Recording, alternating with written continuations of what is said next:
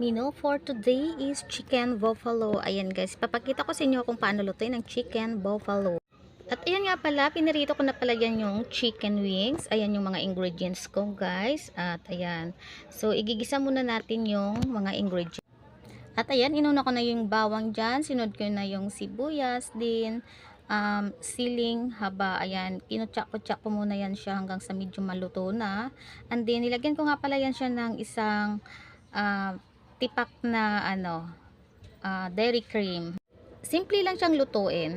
At ayan na nga guys, nagisa-gisa ko na yan siya dyan. Tapos nilagyan ko nga pala siya dyan ng oyster sauce. Then ayan, inihalo ko siya ng maigi para kumapit yung sauce or yung oyster sa chicken. Ayan po, tingin pa lang napakasarap na siyang tingnan, pero maanghang siya as in. At siya nga pala, habang nagluluto nga pala ako dyan, ayan, tulog pa yung aking dalawang binata dyan, no? Tingnan mo, so, hala, sige, puyat pa mo, akala nyo ha, hindi ko kayo isali sa.